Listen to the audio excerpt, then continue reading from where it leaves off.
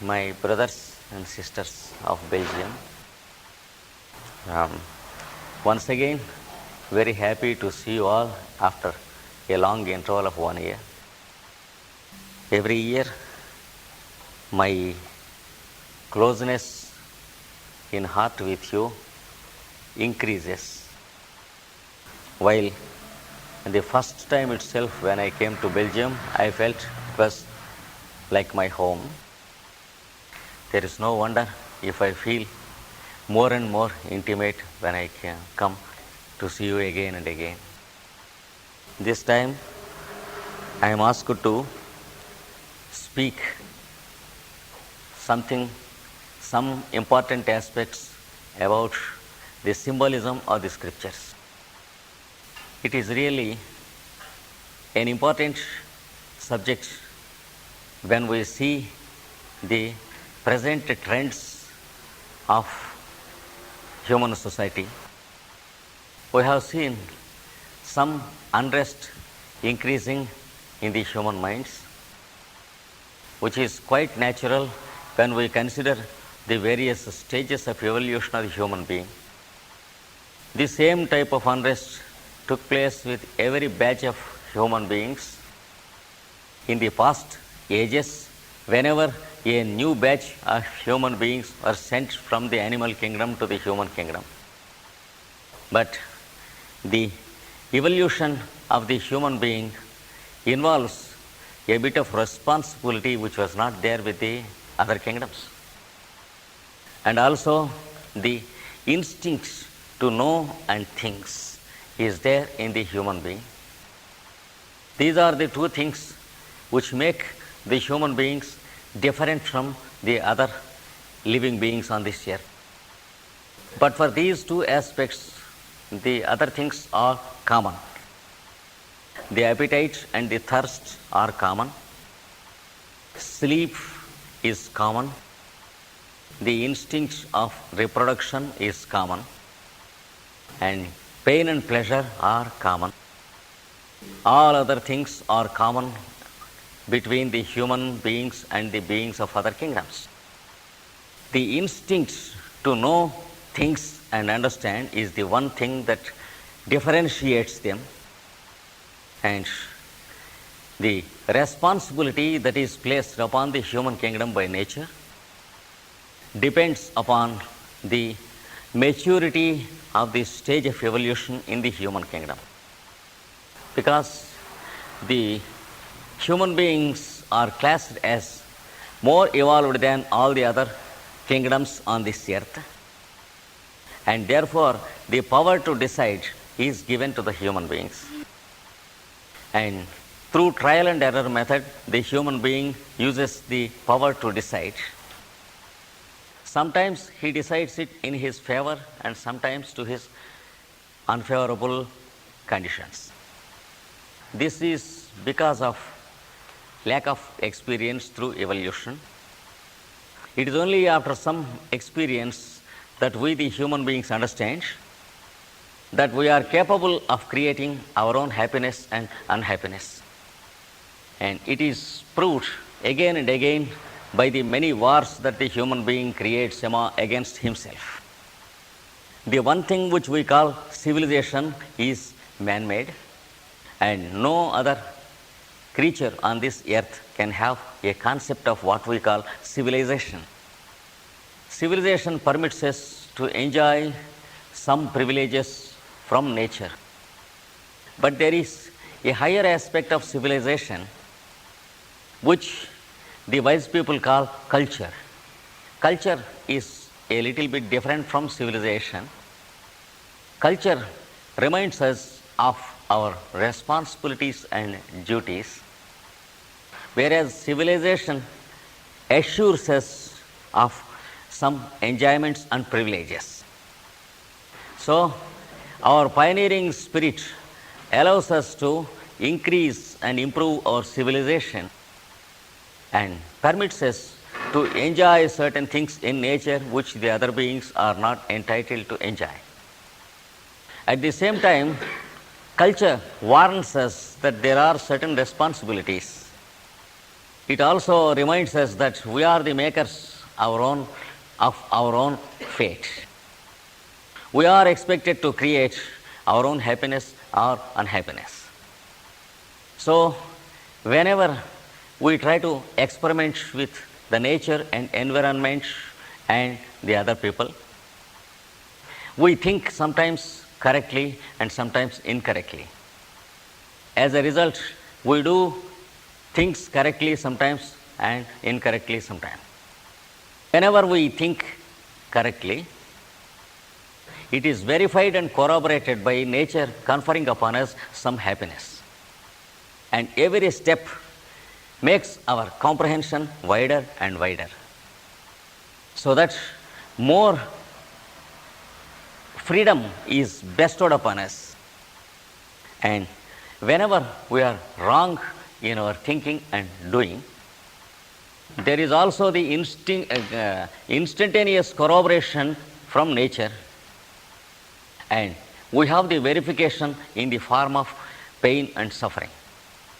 Whenever we default with nature, whenever we default with our fellow beings or with the beings of the other kingdoms, or whenever we default with our own food, drink and clothing and rest, we are informed by nature through a mystic language which we call pain and suffering. And sometimes we are not very readily inclined to accept that we are wrong, because we search for the causes outside ourselves.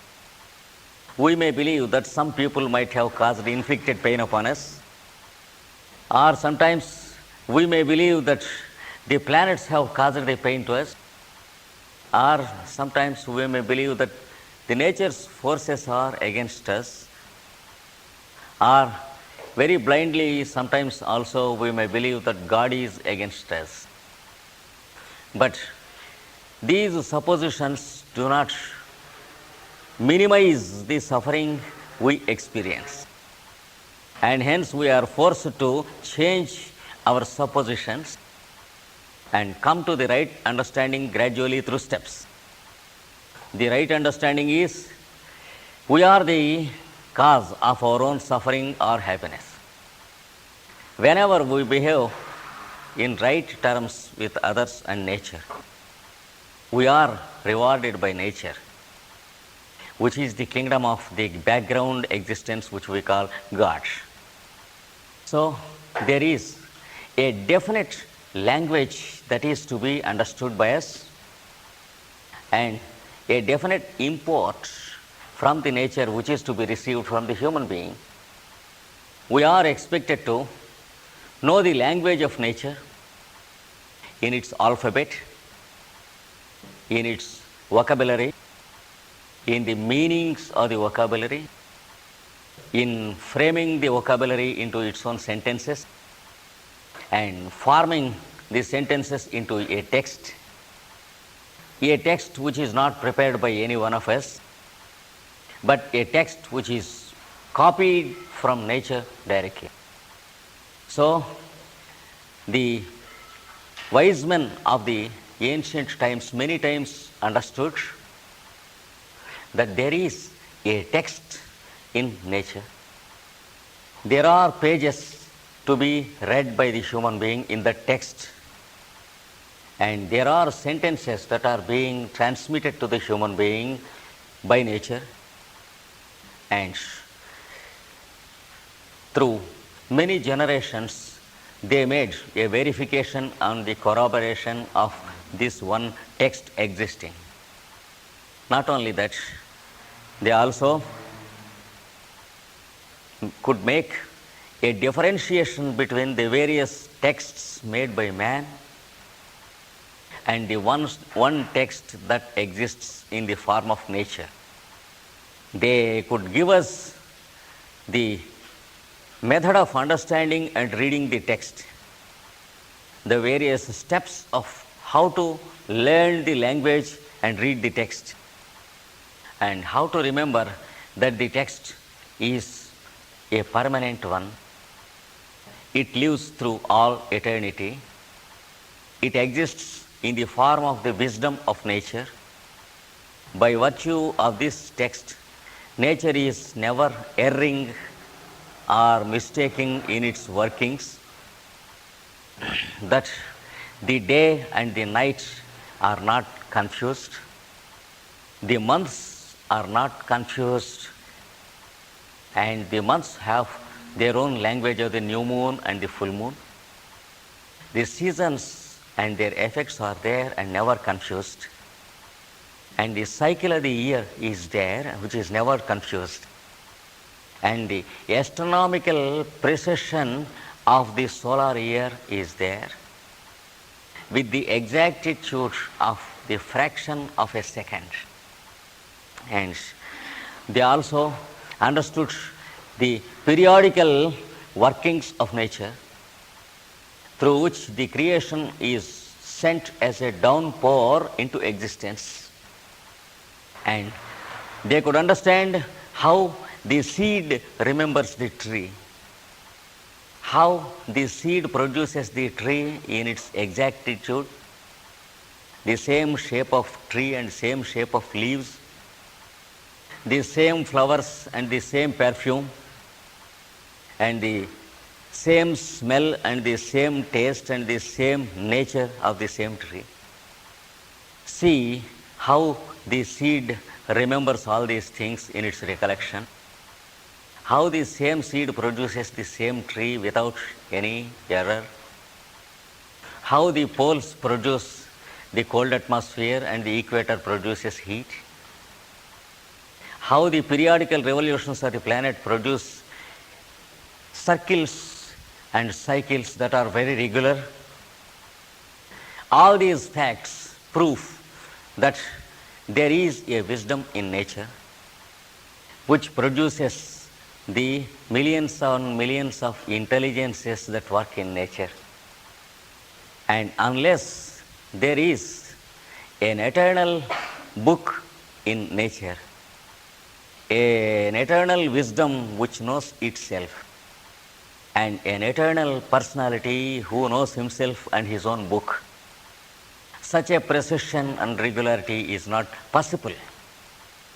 So, when they began to probe into nature in the positive terms, nature welcomed them and permitted them to know more and more, and rewarded those beings who could probe into nature by giving them the wisdom and the light that is required, and by installing them as the patriarchs and the prophets and the seers of the ancient times.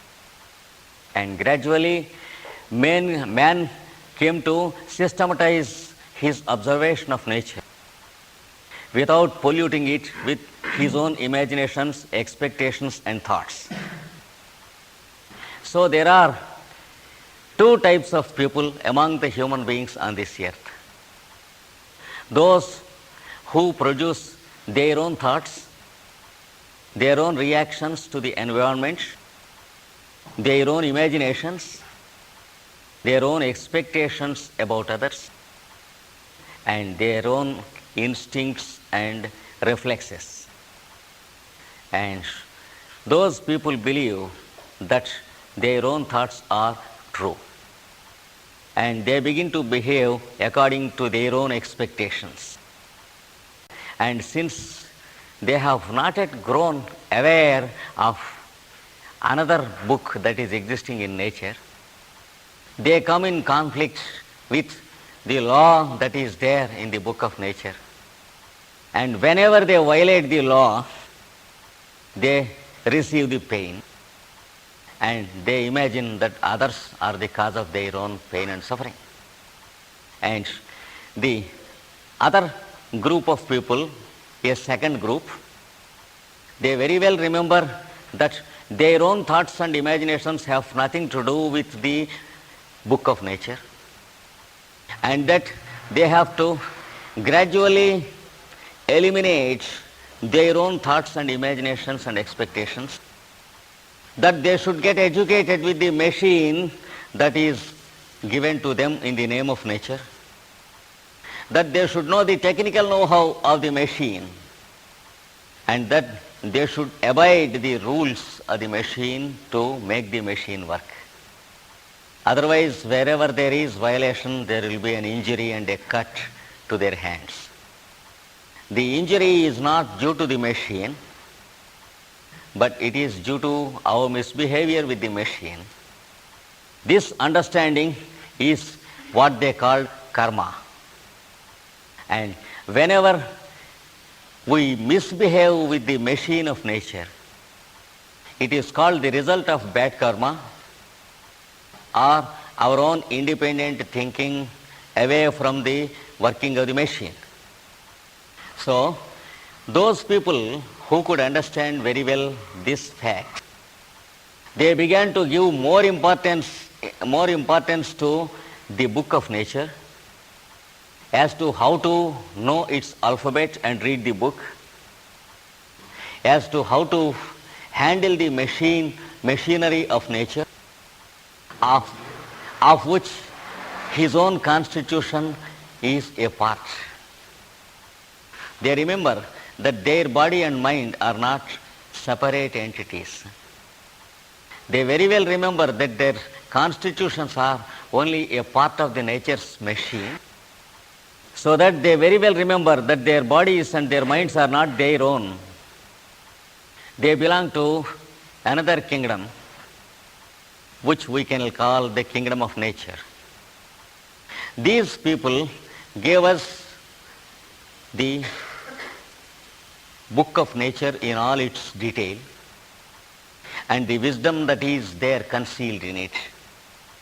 And they called the book, that is the true meaning of what we say scripture.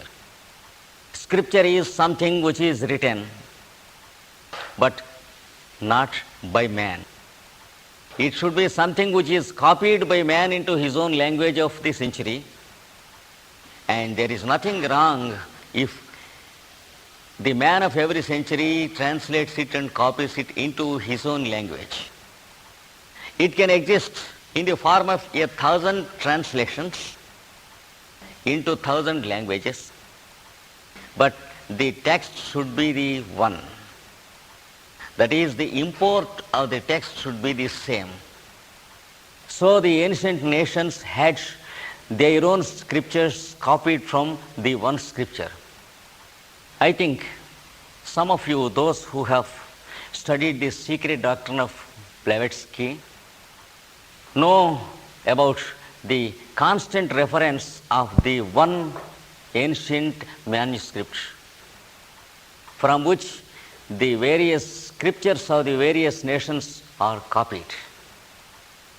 The scripture of each nation can be considered a part of the original scripture, a few pages copied into the language of that particular nation. Like that, we have the many scriptures of the world today, each scripture having its own age of thousands of years, and a rearrangement and re-editing of these scriptures is also observed through time. For example, the author of the Bhagavad Gita, he is called Vedavyasa, and he presided over a group of seers like himself 5,000 years ago, and he made them rearrange the scriptures available up to his time. He has systematized those scriptures under various headings in the name of the Vedas, the Upanishads, the Puranas, and the Itihasas.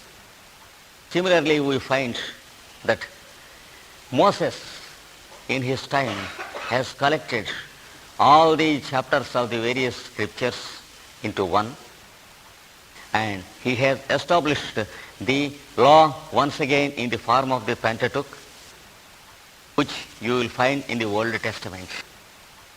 And like that, the various scriptures have been rearranged in the light of the understanding of the modern man of that time. And after some thousands of years, these scriptures came to be understood as the writings of some intelligent authors. In fact, they were mistaken in the idea that these books contain the thoughts of the authors. The books contain the observations of the authors, but not the thoughts of the authors. That is, they contain what they received, but not what they imagined. If in some places, if the passages are cryptic and mystic, it indicates that they have received like that, and they never tried to fill the gaps with their own thoughts and intelligence. So the freshness and the purity is existing with them. But some people thought these books were man-made. They could not understand the difference between the man-made books and the scriptures. We know the man-made books which contain the many poems and the many dramas and the many stories and novels. They contain what the author thought, but the scriptures contain what the author observed and copied. This is the difference between the scriptures and other books. To make this difference, they call the scriptures the impersonal writings. In the Sanskrit tradition, they are called apaurusheya. That means a book which has no human being as its author. This some of the modern historians could not understand. If we called the Old Testament as the Word of God, the modern critic cannot understand what it means. If we call the 4 biographies of Jesus as God's spell, that means the spell of God. That is the one thing that the modern critic cannot understand. But when the modern critic is not able to understand it, it means we have to ignore the critic and care for the book and start to change the book according to the suppositions of the critic. Now, we will try to know what these scriptures give us. In his process of trial and error method, the human being has tried many things. He had made many experiments and still making many experiments to establish joy, peace and happiness. Everyone is after happiness, but the total effect is that often humanity is producing unhappiness to itself. And we have tried through many channels. We have tried the scientific approach. We have discovered many things that were not there in the ancient days. And we could travel through space and through time. We could understand much of the modern technology which made part of the nature as man's footstool. Yes, we have every opportunity to live more and more happily in the light of the technological knowledge we have. But the result is we are going into more and more unhappiness as decades are passing on. So the solution does not exist in the technology or the science we have understood. Had we understood it, there would have been no wars at all. There would have been complete peace and understanding. So we tried through another channel. That is what we call the political school of thinking. And the result is a thorough failure. We have landed ourselves in greater and greater troubles and miseries by a peculiar process of dividing ourselves and disintegrating into groups smaller and smaller. In the course of the previous few centuries, 2 or 3, the humanity got itself divided into smaller and smaller units, smaller and smaller units, got disintegrated. Countries are disintegrated into little countries. Nations are degenerated into batches of nations. And the little groups degenerated into the many groups and parties of a political nature, each criticizing the other instead of understanding. So we find already fed up with the political ideas. We are already sick with war and its thoughts. So the solution does not exist with politics. It is uncultured and uncivilized to still proceed in the direction. Man tried in another direction, which we call the economic understanding of human society, measuring our work in terms of money and trying to make a better distribution. It has done some good to humanity through many centuries, but what we want is not achieved through it. That is the happiness and the peace that is awaiting us. Awaiting. So we tried through some other channels, the channels of religions. So we tried to apply